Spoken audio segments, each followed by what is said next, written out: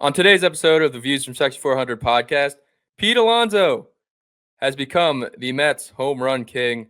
It was only a matter of time. Now I just hope Steve Cohen and David Stearns can extend him so he can make that record respectable. We also had our first college football playoff poll. We have reactions to that. Make some early predictions on which teams will end up not being worth their ranking. James Cook also got paid. A quick reaction to that and what it means for the Bills. And we finish our show with the Michael of the Week and some Jalen Hurts versus Cam Newton talk. We kind of missed the ball when that debate was going on, but we figured we'd bring it up here. It's all coming up next. See you guys soon. And just like that, we're back.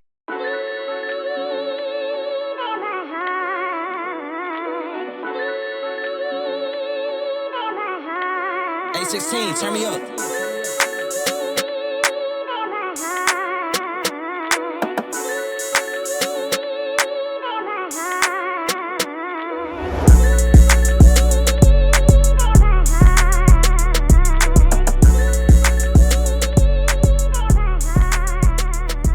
All right, welcome into episode 199. One more till 200. To the Views from Section 400 podcast. Today is August 14th, and Peter Morgan Alonso is the Mets' all-time home run leader. 254 home runs. You could have just called him Pete Alonso, man. Didn't need the whole introduction. But, great accomplishment for the guy. He's going to opt out and get paid even more money now. So, yeah.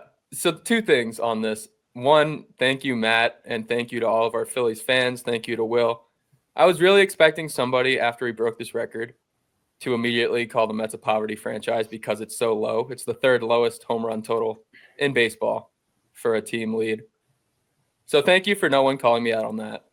And second, because of that, if Pete Alonso does not get signed to a long-term extension, the fans should riot. Like, you need to, even if he sucks for the rest of his career, if he gives you like Jim Thomey's a bad, like Adam Dunn numbers and hits 225 home runs a year, just get that record up. Get it to a respectable like 400, 500 home runs. That's all you need to do. he's got a chance to do it. He's still what? He's 30. 30 on the dot. You figure with modern medicine and the way these guys are able to continue to play, he'll be able to do it for a long time. The Mets are weird, man. Like, they give contracts out where you don't think they'll do it. They let guys go that you don't think will let go. I don't have my finger around the Pete Alonso situation and where they're going to go. The 2-year contract with an opt-out after year one was weird in itself. So It was always a 1-year deal. I have no idea. That it was a 1-year deal, and he got the insurance in case he sucked that he could opt in for a second year. And, I mean, the reason this record is so low is because the Mets, whenever – they don't have a lot of great position players in their history, but whenever they have, they've let them go. I mean, the guy who passed, Darryl Strawberry, went to the Yankees, and if he stayed there his whole career, this record would be like 400-something. And then the only other guy, David Wright, got hurt, and he would have been like 350. But, yeah, you got to keep – I can see where you're coming from, Brian. Like, as a fan of the Mets, this guy is now your home run leader. Keep him around, pay the man, keep him around, let him set a better record. Yeah, that's what all your Mets fans want. I can get that. He deserves to have a record that's going to be hard for Juan Soto to pass. Because Juan Soto will probably get there eventually at the end of his 15-year deal, barring an insane injury. But Pete Alonso deserves the chance to play his full career as a Met and try to keep himself at the top.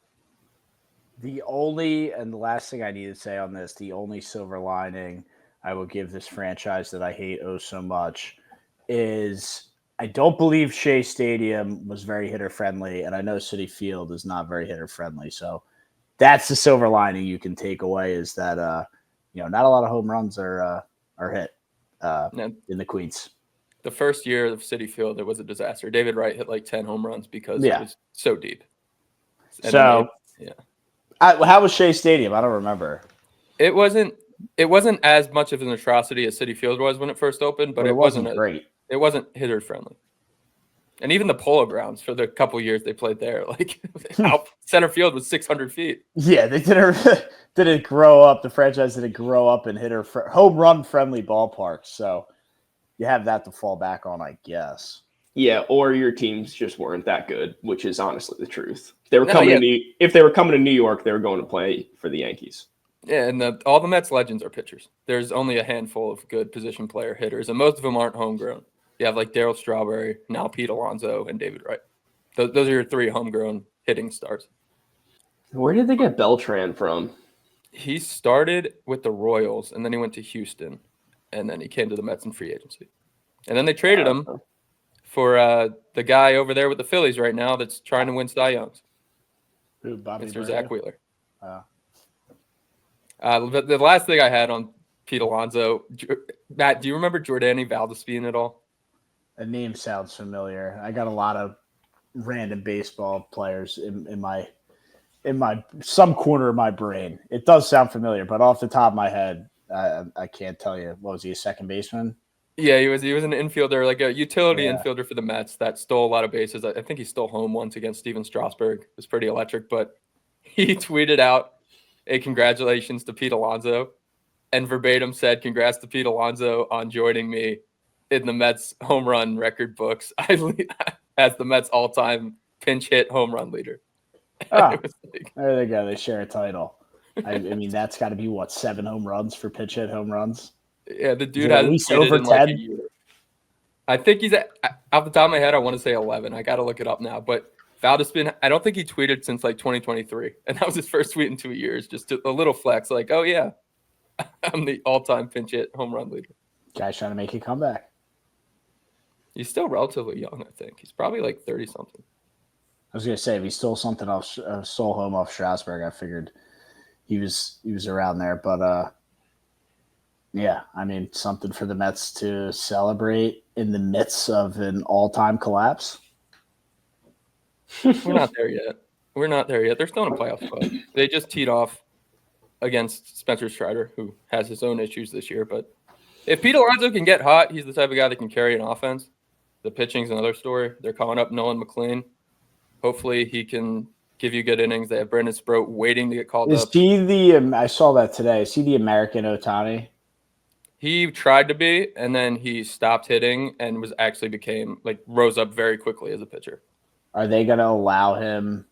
No, he's a pitcher. He hasn't hit in over a year.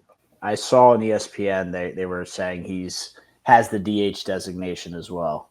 Yeah, so actually him and Brandon Sproat both hit in college. Sproat didn't hit once he got drafted, but McLean tried to hit. I think he hit through AA, and then he got called to AAA, and they were like, all right, let's just be a pitcher. And now he's the number 37 prospect in baseball. So excited to see what he can do.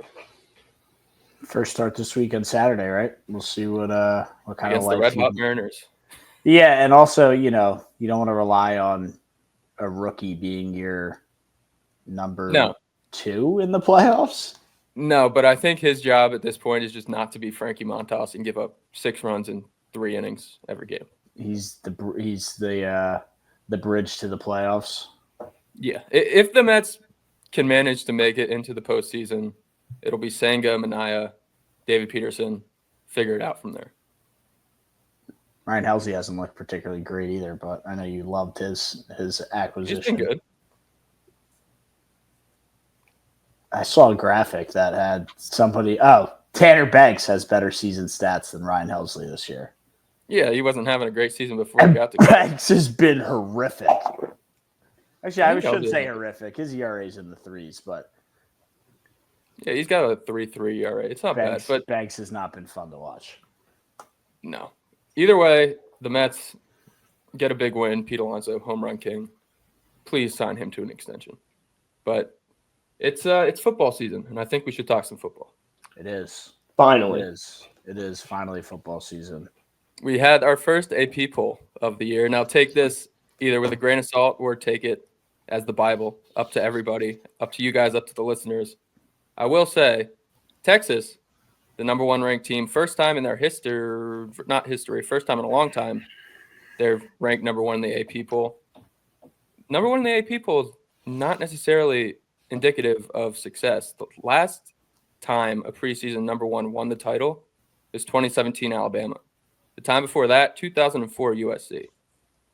And we've had 3 teams since 2000 that were preseason number 1 finish the season ranked outside of the top 12. So essentially the college football playoff. 2008 Georgia, 2011 Oklahoma, and 2012 USC. Yeah, you can look at this ranking or AP poll all you want. I'm not, it's for to get everybody hyped up. I'll check back week 3, week 4 when everything kind of settles out and you have some clarity on who's good and who's not. When we see Florida State in the top 3 last year, and they finished the season with 4, 5, 6 losses. I don't even know how many losses, and not even close to being ranked. I don't even know if they played a bowl game. No, FSU and Michigan were both top 10 last year in the preseason poll, and they finished unranked. And then also, like, later in the rankings, teams that were 16 to 25, only one of them, Miami, finished ranked. The rest of them all finished unranked. So, I mean, it's out of the college football playoff last year, 8 of the teams were ranked inside of the preseason poll. The 4 that weren't were Boise, Arizona State, SMU, and Indiana. So there is a little bit of indication, like your at-larges are probably going to come from teams ranked high in here. But if you're not ranked, there's also hope that you can get into the college football playoff. Well, for sure. I mean, they gave a charity case and put Boise State in here at 25. Like, yeah, we'll toss you on there. For what reason? No Genty in there. He's out. I was going to say Oakland. He's out in Las Vegas now. He's not coming to save you out there in Boise. There's no reason they need to be on that list. Yeah, they still got Maddox, I think his name is, the quarterback. He was good last year, but does feel very charity-esque having them at 25. I kind of like it only because, they're in the Mountain West, so now it kind of gives them the ability, if they win out, they're always going to be ranked. So that you can't really say they deserve to be ranked and they're not ranked, if that makes sense. Well, the problem is, Brian, is damn well if they played an SEC schedule, they wouldn't be ranked. And that I want to bring some attention to the SEC, as we always do. But shout out South Carolina. I'm pretty sure this is the highest they've been ranked in a very, very long time. 13, Lenora Sellers. I don't sleep on them. They could be real good, but they also have to play an SEC schedule. You got teams like Bama and Georgia, Texas. Who else is in front of them? LSU. So many great teams in front of them. Yeah, Lenore Sellers I kind of like as a sneaky Heisman if he keeps the rec specs. That's a big contingent. I don't want to see him wearing contacts on Saturdays. I need the rec specs.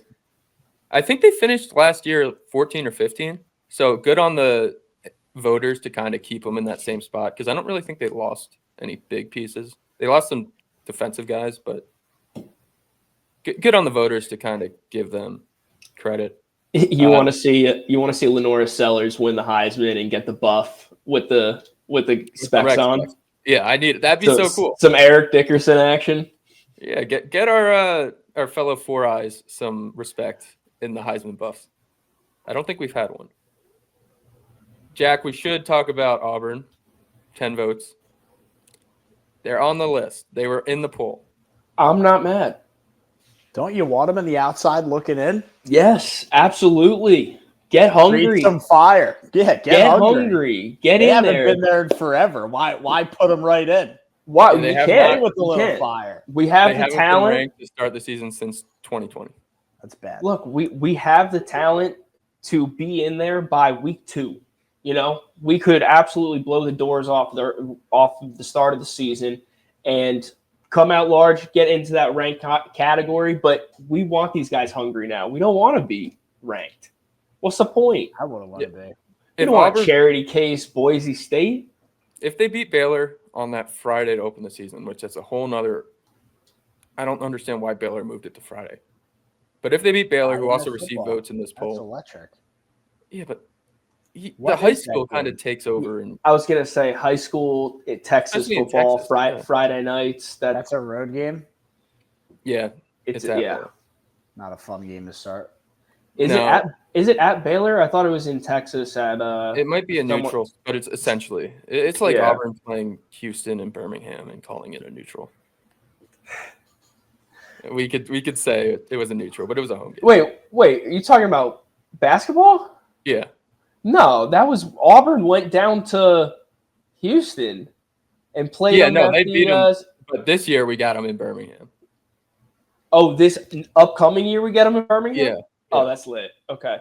But yeah, there was a home game for Houston last year in the Toyota. Yeah, Center. and we beat That's them. even more of a home game. I see. It's totally random. Louisiana Lafayette getting a vote. Do they still have the quarterback with the crazy name? It's a great question. I forget his name. You know I'm talking about, right? I do, and I have to look it up now because it's going to annoy me. Forget his name, but Shout out Jay. Oh, what the fuck is his name? I know exactly what you're talking about. Yeah. Or was it Louisiana Monroe? I think it was Louisiana Monroe is the quarterback you're thinking of. They played Auburn. Yeah. And everybody was hyping him up. I don't think this is they going to won. kill me now. General Booty. General Booty. There you go. Yeah. Oh my gosh. I'm happy I pulled that without having to find it. But no, that's not the same. But yeah, Louisiana Lafayette always does it. They're in the Sun Belt, so they'll have to deal with JMU. Yeah, JMU also got a couple votes here. So interesting to see some of the mid-majors trying to make a rise in the midst of NIL destroying college sports as what we once knew it as. Yeah, the other big headline, well, two big ones. Texas will open up as a underdog. That is I misspoke earlier when I said Texas was the first. This is their first ever number one ranking. This is the first time a number one ranked team opens as an underdog in their first game. They're taking on number 3 Ohio State, favored by 2.5. Isn't this on the road in Columbus? It's either on the road or it's another neutral site game. I thought it was. I was going to say because if it's on the road in Columbus, that's not really saying much being underdogs. Yeah, so it is in the shoe.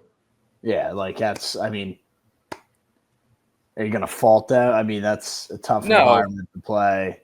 It's. I just don't think that's stats saying much. That's all. It's just kind of crazy that a team that good is opening on the road against a very good team. It's the first time it's ever happened. It's good for college football. They give us a great opening game. They have a lot of people engaged. They grab viewers, and guess what?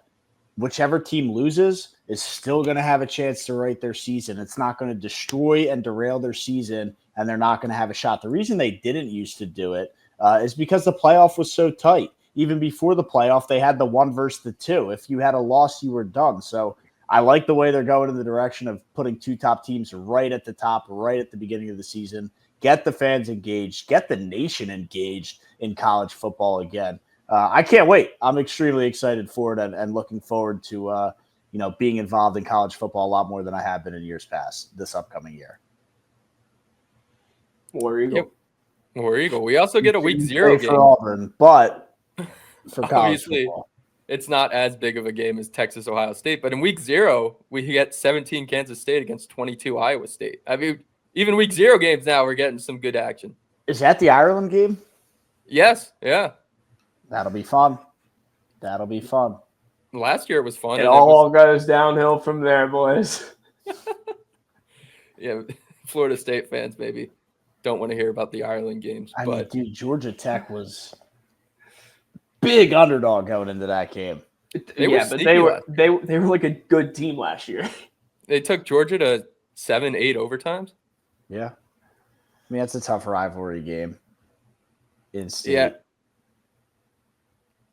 I think before we end talking college football here, because I do want to save some stuff for our full college football preview, which I'll tell everybody more about at the end of the show here. But there's always a couple teams, we talked about it, that are ranked in the preseason that end up being absolutely terrible.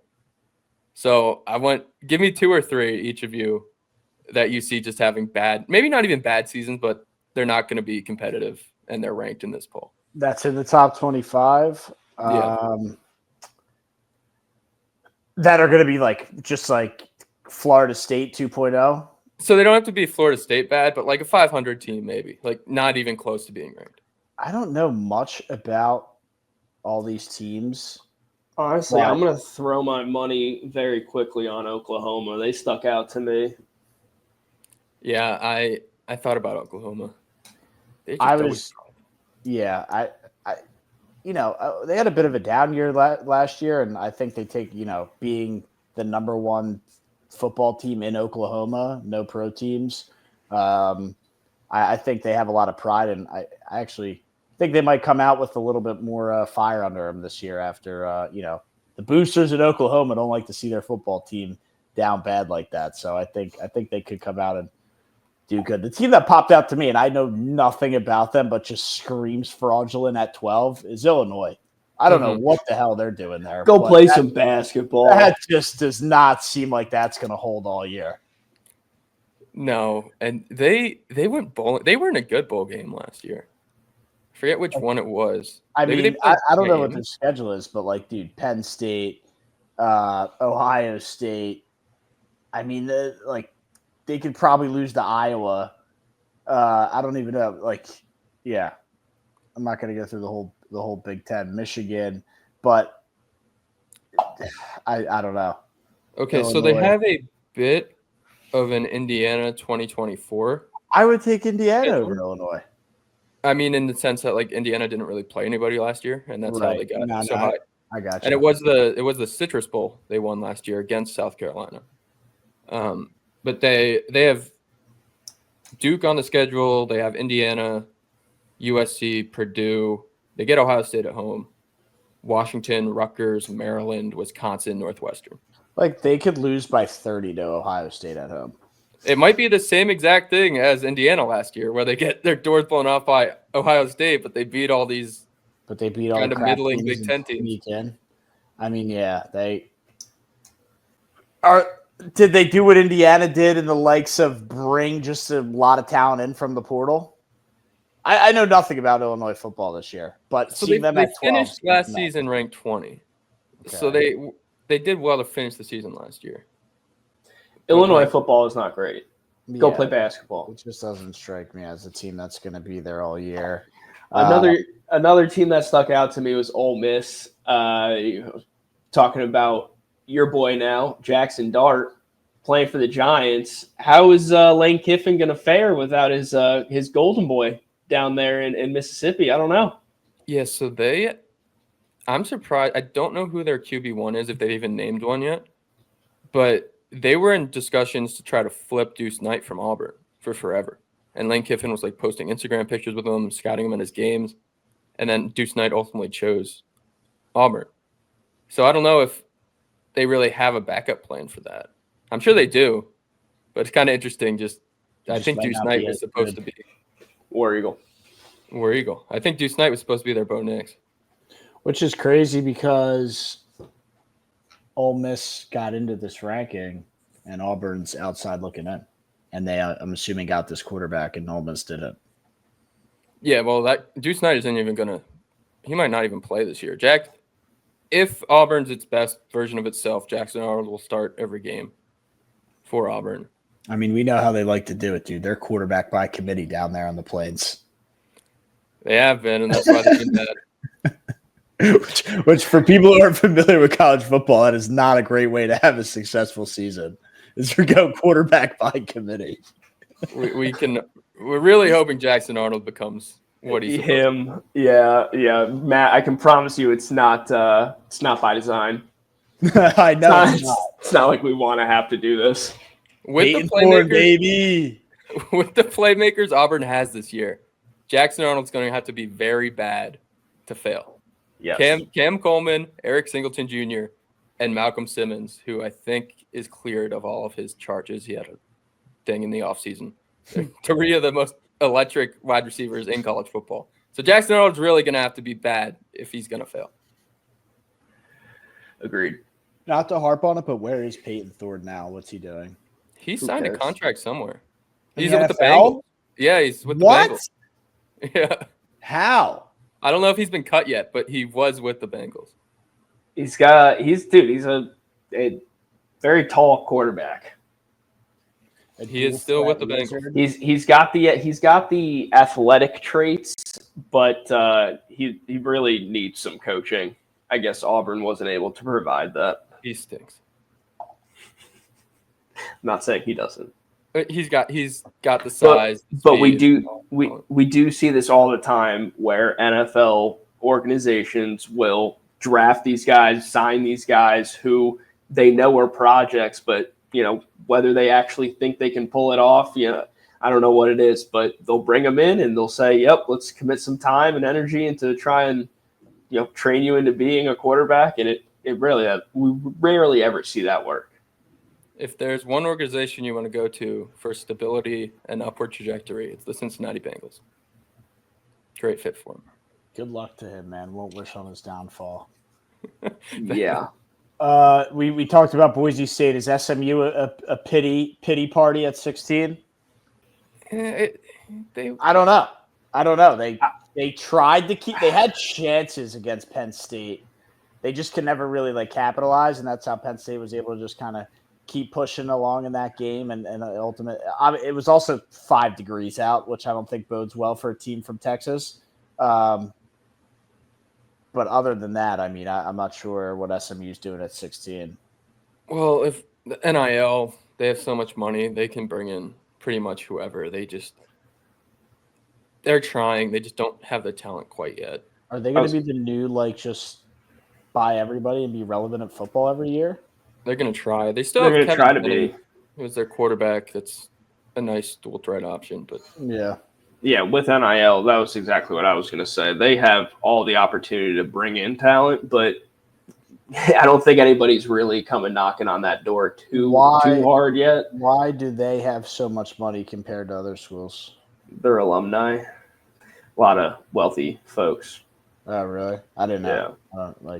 Very wealthy. A lot of very wealthy alumni. A lot of schools have a lot of very wealthy alumni, or just private religious. Are that far apart? I don't know. I feel like it's more well known that they've got more well known folks and more of them. Yeah, I didn't know. I never heard that. Yeah, the Bushes, a bunch of politicians. Yeah, Air Force generals, other presidents. Gotcha. Well, maybe it was deserving. And it'd be cool to see them be good. If I disappear one day, you know what happens. Got enough good teams in Texas, man. Yeah, but now that they're in the ACC, which is a whole different thing, but ACC football, it needs to get back. They're trying. Clemson, Miami's top 10. Hell, Notre Dame's basically in the ACC.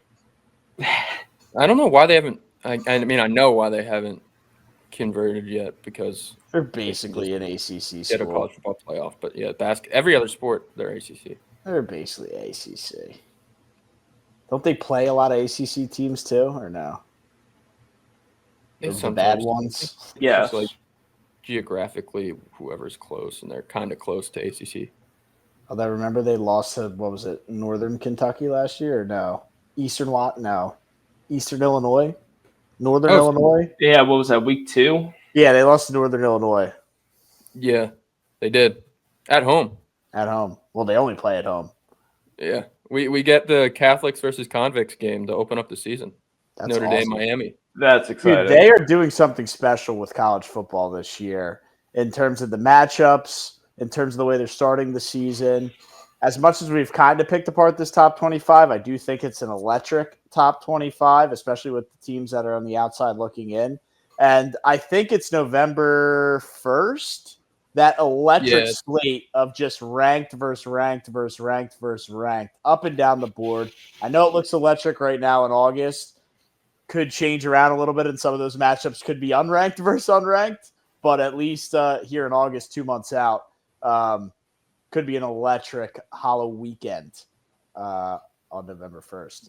I don't know if you guys saw that. I don't know some of the matchups off the top of my head, but it does look to be an electric day of football. I think I have some of them here. Penn State, Ohio State would be 2-3 as it stands. Miami, SMU, top 16 matchup. Arizona State, Iowa State. South Carolina, Ole Miss, Texas Tech, Kansas State, Oklahoma, and Tennessee. And then Georgia, Florida. I mean, that's pretty loaded day of football for November 1st.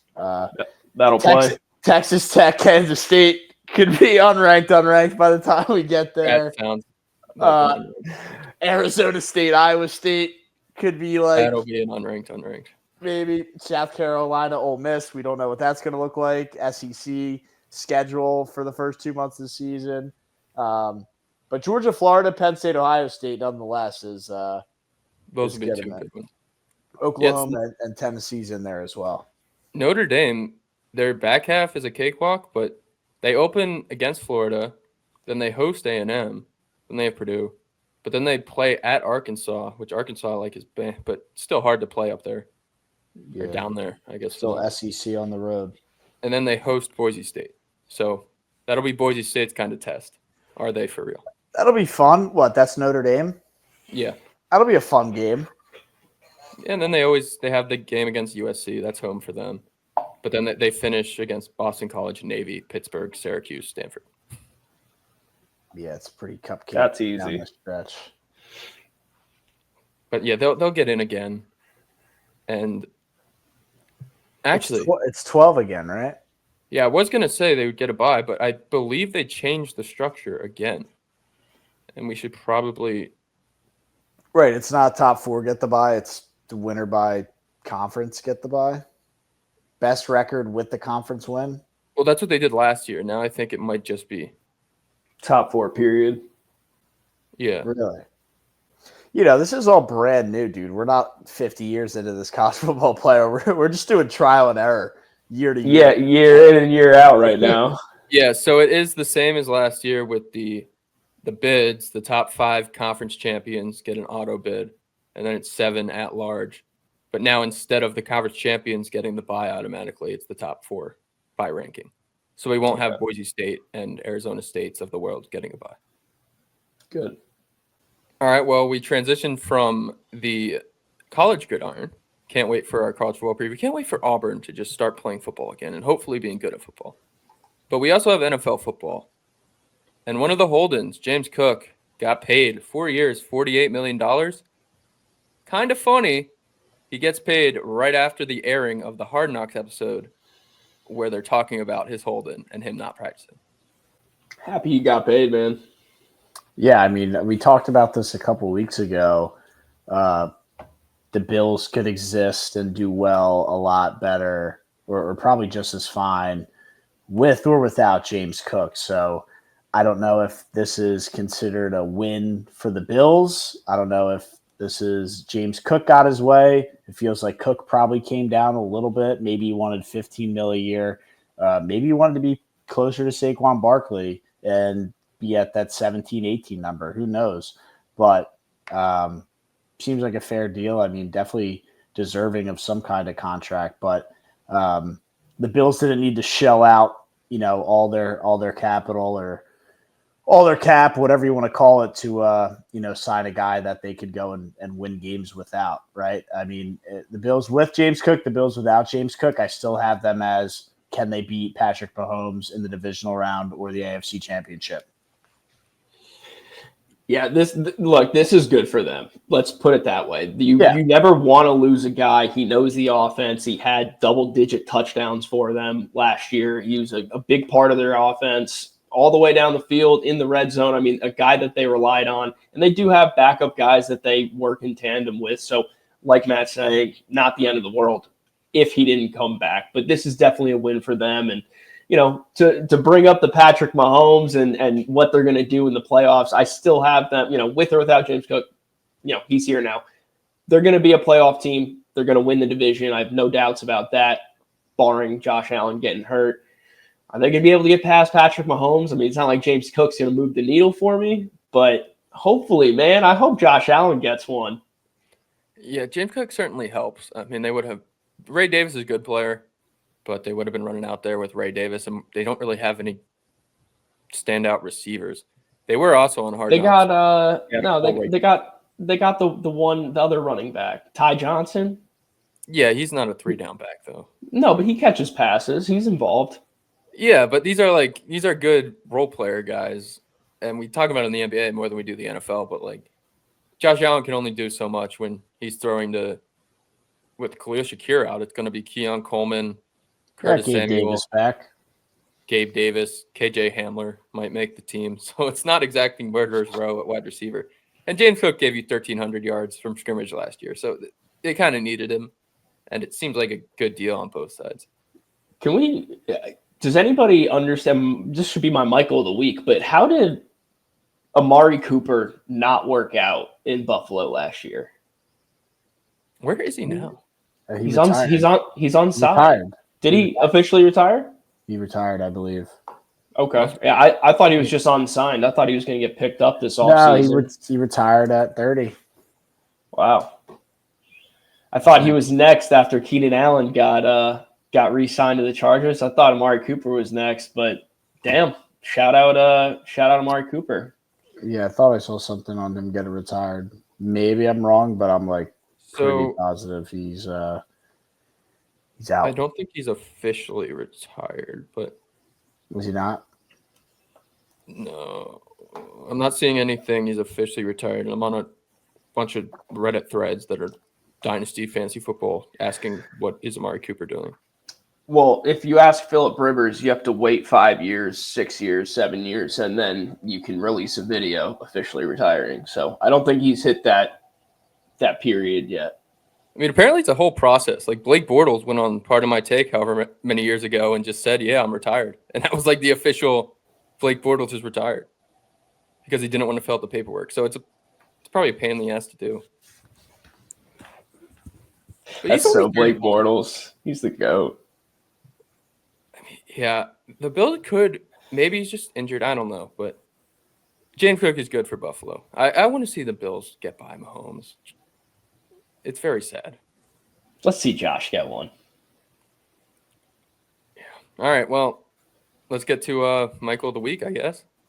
Let's do it. Is that all the NFL news we have?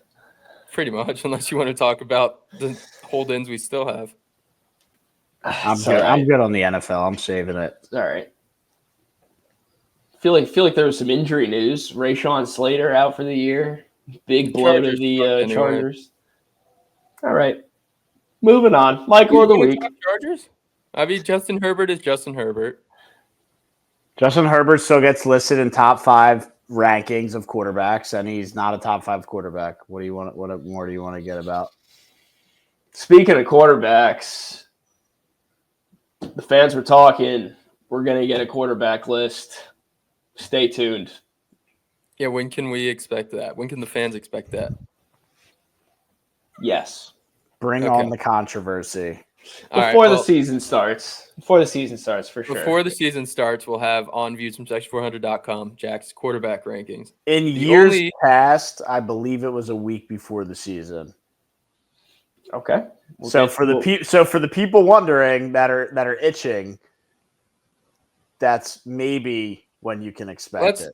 Let's give you a Labor Day release. I think everyone will be at the beach or at home, not working, and they'll be opening their phones and they'll be like, "Oh, look, Jack's rankings came out. The only rankings that matter in the quarterback landscape." What day is Labor Day? Is that the 1st? Yeah, that gives you a good amount of time. Yeah, I'll have to check with my assistant, but I think I can make that work. All right. Keep an eye out for Jack's quarterback rankings on the Views from Section 400 website. And we'll have some other stuff cooked up for football season 2. We'll get to that later. First, let's talk about our Michaels of the Week. It is presented by SeatGeek. We have football coming up. Jack's quarterback list is coming up right before the first week of the season. And I know a lot of you out there are going to want to go to a game that first week of the season. If you're buying tickets, the only place to go is SeatGeek. We love SeatGeek. We use it for everything. They're the official sponsor of the podcast. And first-time users can use code VIEWSFROM400. That's code VIEWSFROM400 at checkout for $20 off your first purchase. If you're in Bills Mafia, that's with inflation, that's probably one folding table, maybe a half of a folding table you can buy for the tailgate. I'm going to be going week 1 down to Duval to see my Jags beat the crap out of the Panthers. Are you going week 1? Yes, sir. Nice. That's got to be Derek Brown in action. Derek Brown, War Eagle. Over under $45 on average ticket price. I am fortunate. With the discount or without? Fortunate enough to have been gifted these tickets. I just wanted to compare them to the $700 lower level tickets the Eagles opening night game is. I can ask how much the tickets were I don't think when they I were get there. close to what the atrocity of numbers they are asking for at Lincoln Financial Field. It's a disgrace. Hey, Yeah, I mean, well, you guys yeah, are defending opening night. champs. Yeah, defending champs, raise the banner. It's the Cowboys. I know the whole It's- song and dance. It's the $25 official for a Miller first. Lite Tall Boy. They raise the prices on Chickies and Pete's crab fries. I know. I'm in the news. I hear what they're doing. It's gonna be a long season on the couch. I bet Kyle's sick to his stomach. Might be. All the people we interview are going to be sick to their stomachs. Yeah. But hey, as long as they win, man, I don't need to watch in person. NFL's meant for TV. The Use NFL is- code from 400 at checkout. messed it up on purpose. And From 400. what? Crazy. Where you're messing it up on purpose now. It's every time. I'm so bad at doing this. That's why you do it, Brian. Views All right. from 400. Views from 400. $20 off your first purchase. Football season's here. Go to a All game. right.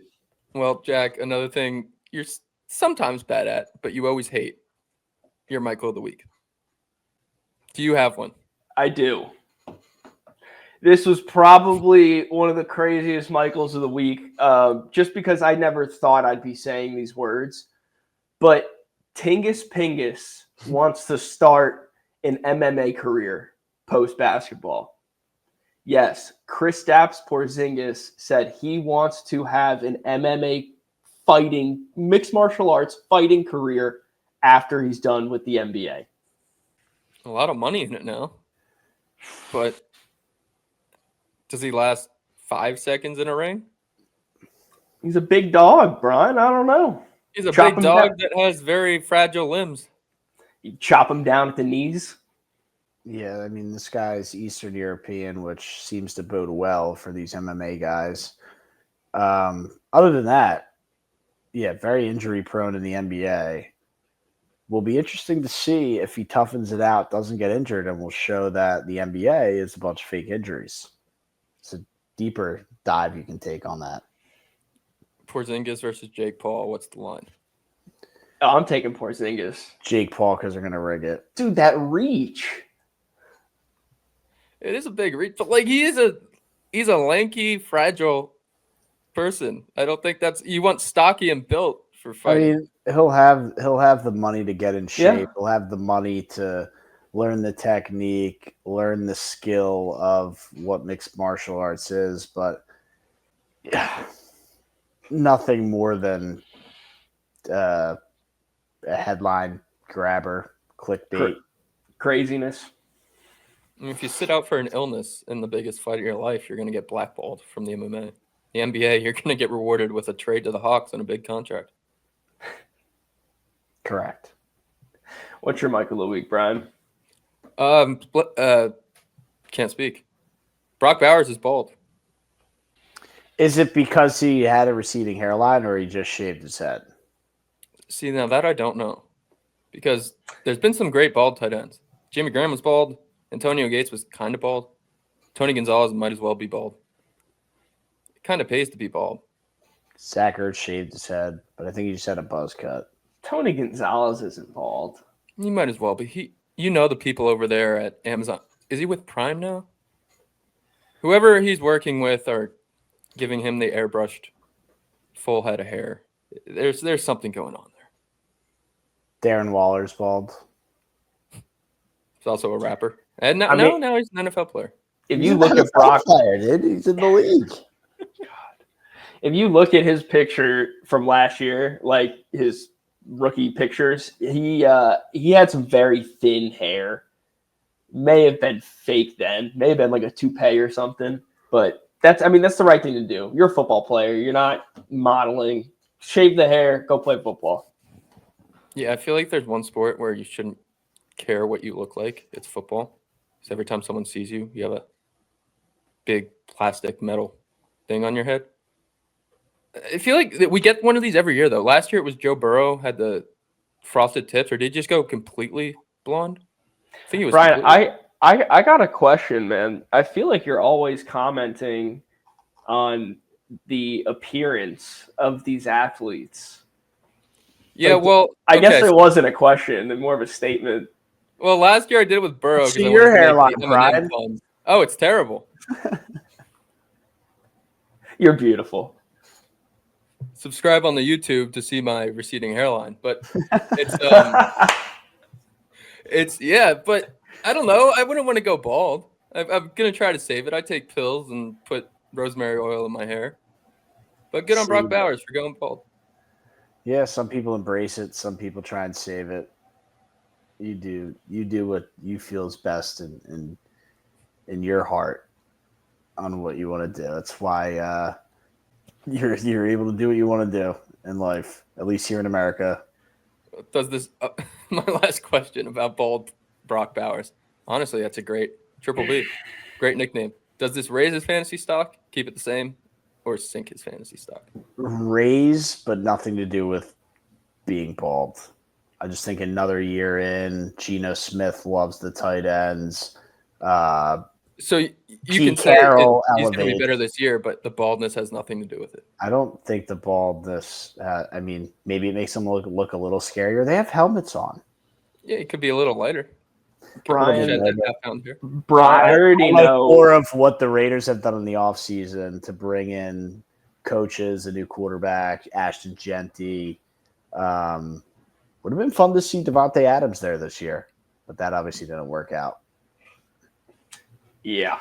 Their offensive line is still a little bit of a train wreck, so hopefully the weapons can make it fun. But I already know, Brian, we're going to be 6 weeks into the season. Brock Bowers, who's tight end one on everybody's boards, he's going to be killing it, and he's going to be like, it's because he's bald. And he's not going to let us live it down. Bald Brock Bowers. It's a great name. It was going to happen regardless of the baldness, Brian. I don't know, though. It could be the difference between tight end 3 and tight end 1 this year. And we'll never know. We'll never know, and that's the beauty of it. All right, Matt, what's your Michael of the week? Yeah, I was scrolling X today. Are we at the point now where we can just call it X, or do we still have to say Twitter? I think we can You just call it either or. We're at the point where we don't have to say X, also known as Twitter. Yeah, right. We've gotten past that. I was scrolling X today. I saw some interesting stats between two quarterbacks since 2021. Not sure if you guys came across these same. Please don't say it's Trevor Lawrence and Daniel Jones. No, it actually isn't. But that's a good pull because that is something I would do to stir the pot. But yeah, two quarterbacks. I'll read off quarterback A, quarterback B. You guys can try and guess. I think I have an idea. What's the idea? You guess. I have no idea. Because if you Give me the stats. No, Brian, guess. Is one of them Jalen Hurts? Yes. Is the other guy Patrick Mahomes? No. Okay. All right. Well, since Brian ruined half of it, said give us the stats. All right, you did say that. So Hurts will be quarterback A. You didn't even have to do all that either. Oh wait, that was a bad guess. I think I know this now. Once you get to the rushing touchdowns, I'll know. You don't. It's probably all right. Let's So get into win it. percentage. Win percentage. We'll just go A and B, and no, you guys can pick who you want. Win percentage 71% to the other quarterback 62. Yards 18,579 to 18,904. Touchdowns 151 to 146. Turnovers 53 to 56. Average DEF, I guess the average defensive ranking would be what that is. 15th to the other quarterbacks 17th. Here's where it gives it all away because the first stat of Hurts was the first one, 71%, 18,579 yards, 151 TDs, 53 turnovers with an average defensive 15th overall in the league in 51 games with A.J. Brown. The second quarterback I was referencing, Joe Burrow, in 62 games with Jamar Chase. 12 more games or 11 more games. People have Joe Burrow as right next to Patrick Mahomes and Jalen Hurts outside the top 10. Those some fascinating numbers. Not really cherry picked either. I mean, that's plain cut and dry. Did you say passing yards? Yeah, 18. Joe Burrow's got 400 more passing yards. Okay, I thought you went in 11 more games. That's my fault. in 11 more games. Oh, you said since 2021. You didn't say 2021. Yeah, so it's conveniently saying Joe Burrow. Wait, 11 more games. Joe Burrow missed the full season. 62 games with Jamar Chase, 51 games with A.J. Brown since 2021. Okay. So I don't know. Because 2021 Hurts didn't play that whole year either. Interesting. And it's total touchdowns or passing touchdowns? I think it's just total touchdowns. It was definitely total stats. Yeah. But is it? See, I'm still skeptical. I'm going to need to see this. Because if it's passing yards, that's kind of crazy. If it's total yards, that makes sense. No, it's total yards. Maybe it is total yards. Not sure. But I don't know. Some of the comments, people are saying Bengals fans not going to like this. Somebody's like, but the O-lines. Someone's like, even that argument loses merit when you take the time to realize that Burrow has only been pressured 38 more times than Hurts over the last 4 seasons. That's not very fair. I think pressures aren't. Well, pressures aren't a fair stat. I'm on two sides of the Jalen Hurts argument here. I think he's being vastly underrated by the general public, but I also think his numbers, like the total yards, total touchdowns, are very inflated with his. Somebody's like, it's rushing TDs. Who cares? The offense scores. Well, yeah, the touchdowns certainly, but like total yards, Burrow's throwing for a lot more than Jalen Hurts. Yeah, look, I'm with Brian on the fact that Jalen Hurts is being undervalued in the general public's eyes. There's no doubt about it. He should be in that top 5 conversation. I was just trying to shed light on my quarterback. That's all. At the same time, like there really isn't an argument you're going to convince me on that I would rather have Jalen Hurts than Joe Burrow. And that's completely fine. I'll sit here with the Super Bowl winning quarterback and the title, and Joe Burrow can worry about getting chili fries in Cincinnati. Whatever the fuck they eat there. Skyline chili. There you go. Spaghetti and chili. Yeah. I don't know. Some interesting numbers, though. I wasn't necessarily trying to say Hurts is better, but I mean, he stacks right up with the top quarterbacks in the league. Is more what I was saying. That's more what I was trying to say. We never talked about. And I'll say this too. I mean, those stats I'm assuming include what just happened last season, and let's not forget the Eagles were running the ball with Saquon Barkley at sort of an abnormal rate towards the end of the season. 2,000 yards. Yeah, they wanted to get him that 2,000 yards. They wanted to get him. They were record chasing, so they were handing the ball off, more than I guess they would normally do that. They were also winning games, so it made sense. But that's pretty impressive to do in less amount of games, especially if some of those games were geared towards the running game. That's good for Hurts. I'm happy for you, Matt. Something to think about. Yeah, we never talked about this. QB rankings, Jack. And it's a little late because this was a conversation a while ago that I should have honestly brought up but never did. We're seeing a lot of. It's mainly young people disrespect the old heads that we grew up watching in football. We're seeing it with Odell now, where I know people always said he's famous because of one catch, but now people are just calling him bad and saying he wasn't any good in his NFL career. People are saying happy retirement to him on Twitter, and he's freaking out. Yeah. I mean, he was him. He was arguably the best receiver in the league for a 3-year period. But yeah, and that's arguably, but he was up there. It was 3 years. Was it 3? Yeah, his rookie. I remember year, his rookie year, he had 1,300 yards in 12 games. His rookie year he was on the batting cover. He had 1,450. And then the year he got paid, and the third year he had 1,300. Wow. So he had over 1,300 yards in his first 3 NFL seasons. And then what happened? And double-digit touchdowns. But either way, this was a debate a while ago. I think it was on Cam Newton went on Johnny Manziel's podcast or something, and this raged a debate. But I saw people on X really debating Jalen Hurts at his best was a better quarterback than Cam Newton at his best. And I'm interested, Matt, your perspective on that with Jalen Hurts. Sorry, I just watched some kid make an unbelievable play in the Little League World Series. But what was the question?